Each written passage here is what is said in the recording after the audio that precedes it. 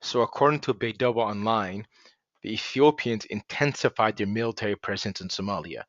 Reports indicate that the Ethiopian government is planning to deploy over 10,000 additional troops to Somalia's Gedo region, with reinforcements also expected in Kismayu.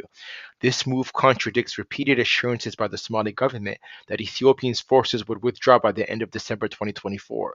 Instead, Ethiopia appears to be solidifying its military presence, raising concerns about sovereignty and regional stability. Critics argue that the continued deployment undermines Somalia's efforts to assert control over its territories and resolve internal conflicts. So you have 30,000 Ethiopian soldiers already in Somalia right now, and the Somali government actually requested that the Ethiopians pull out of the country and go home. And the Ethiopian Prime Minister Abiy Ahmed told the Somali president, I am not going to listen to you. I don't care what you think. And we are going to assert our own interests. So it's in our interest as Ethiopians to have our soldiers in Somalia, and we're going to do whatever we can to secure our own interests.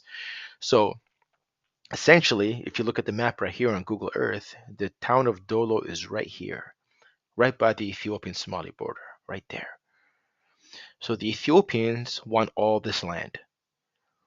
They may deny it sometimes, but what the Ethiopians see themselves as a regional superpower, just like how the Americans see themselves as a superpower of the Western Hemisphere, and the Russians are the superpower of Eastern Europe, and the Chinese are the superpower of of East Asia.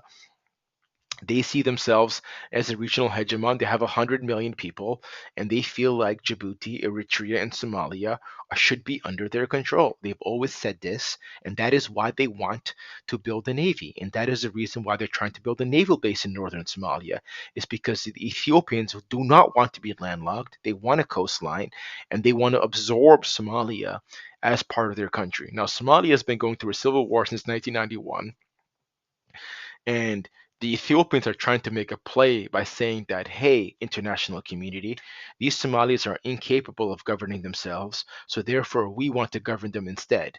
But the reality of the situation is that Somalia was never given the opportunity to govern itself because the Ethiopians have been meddling in Somali affairs the entire time. They've been known to sponsor different warlords. They give weapons to people in Somaliland, in Puntland, in the south, and get these people to start killing each other in order to distract Somalis from actually fighting against the real enemy, which is the Ethiopian government. Now, the Ethiopian government is sending more and more soldiers to Somalia. You see right here.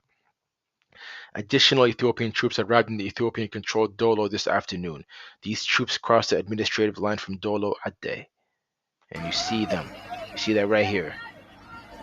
It's unbelievable. It's horrible, actually. So you see these Ethiopians entering the country, they're building trenches, and they're going to do whatever they want to do. And this is the reality of our world. People will not do anything until you actually force them to do it. Mohammed Gabobe wrote the same thing. These troops are non-AU forces from the ENDF. So you have some Ethiopian soldiers that are part of the are as part of the African Union. And the reason why they're in Somalia in the first place is because they're here to fight against Al Shabaab. But that's just an excuse because they're not even fighting against Al Shabaab in many areas. And in most times, they're actually trying to occupy places like the north where there is no Al Shabaab presence, which proves that they don't care about Al Shabaab.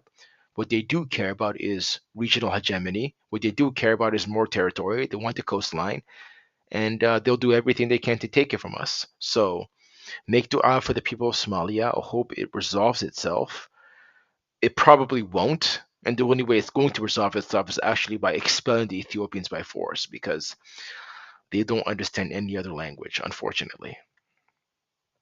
But if you look at the map right here, you can see how vulnerable Somalia is. It's not looking pretty. So may Allah protect the Somalis from this evil.